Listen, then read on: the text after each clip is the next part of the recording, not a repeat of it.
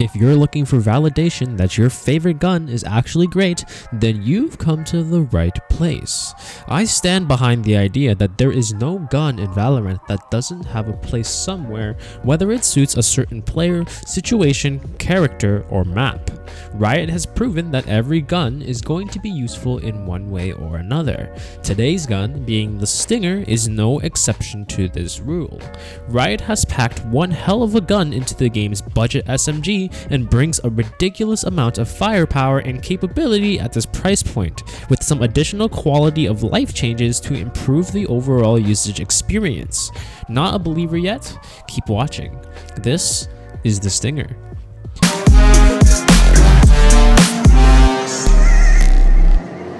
In this weapon guide, I'll be going over just how the Stinger works, its damage profiles and statistics, secret tactics on how the gun works, and when you should get it all over its alternatives. If you want more videos and guides like this, be sure to drop a like, sub, and comment what you'd like to see next. It really helps me out so much, and I would really appreciate that. For the uninitiated, the Stinger is Valorant's take on the budget SMG. Therefore, this would mean that its main value proposition is being a great value, providing as much suppression and kill potential as possible while having drawbacks that really only restricted to certain scenarios.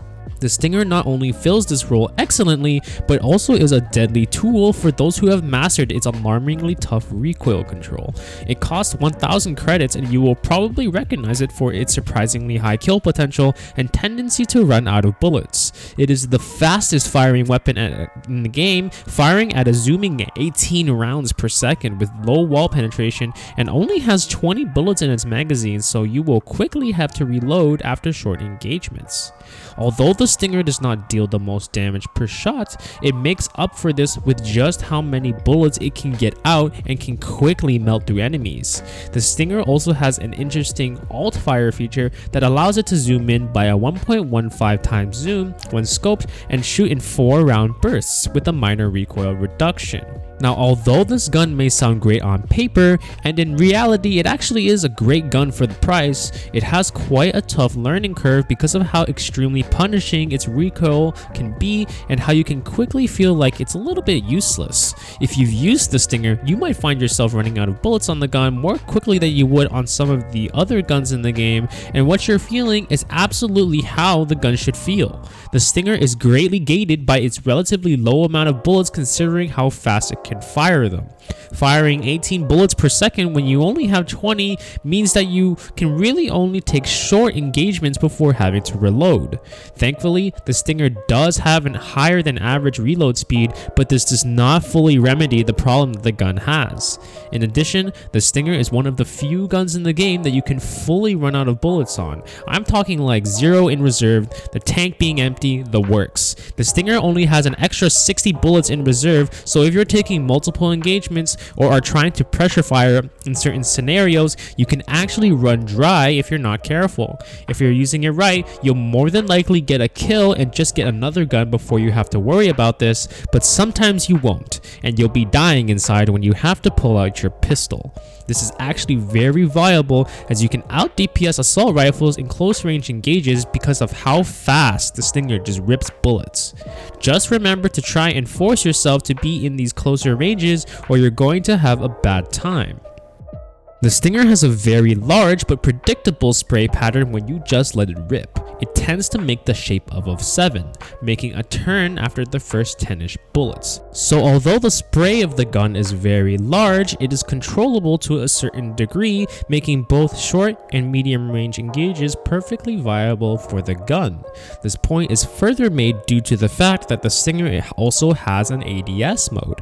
The burst fire on the Stinger here is still definitely not the greatest as there is fairly significant recoil on it, but it at least makes these longer ranges somewhat contestable. You're not going to be taking out the enemy op from across the map, but it allows you to get some taps here and there.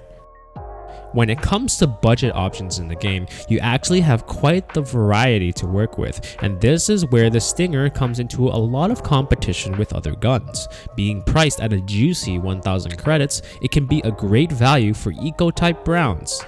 The gun brings a ridiculous level of DPS to the table for such a low entry point that it would be hard to turn up. However, there are many legitimate competitors for the Stinger that I think it makes the decision much tougher, especially when there are guns out there that bring different things to the table.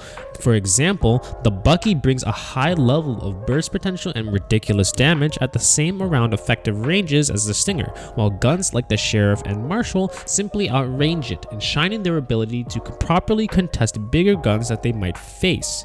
Depending on the situation, you might want to even opt for something cheaper like one of the pistols in the game as well. I also want to point out that your mileage on this gun will greatly vary due to the situation that you're in, and this will vary based on the map, agent, and situation you are playing into.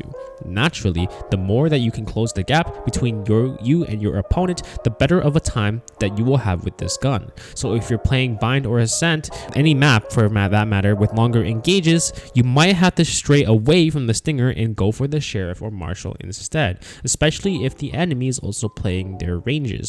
However, if you're using an agent such as Viper or Phoenix, then you can really make great use of their ability to close the gap and really make the engages really good. The Stinger is also great fresh off winning a pistol round, as its low investment and decent power give it just enough to mow down entire teams of people that only have pistols, which is honestly the dream for this gun. You will definitely run out of bullets before mowing 5 people though, so you will need to pace yourself out in your engages for sure. Although the Stinger doesn't do any one thing particularly well, with the exception of dealing damage, it's great as a well-rounded budget option if you feel that you want something that can function in many situations. This gun is probably the most complete feeling gun you can get within the budget category, and it packs a damn punch for how small it is.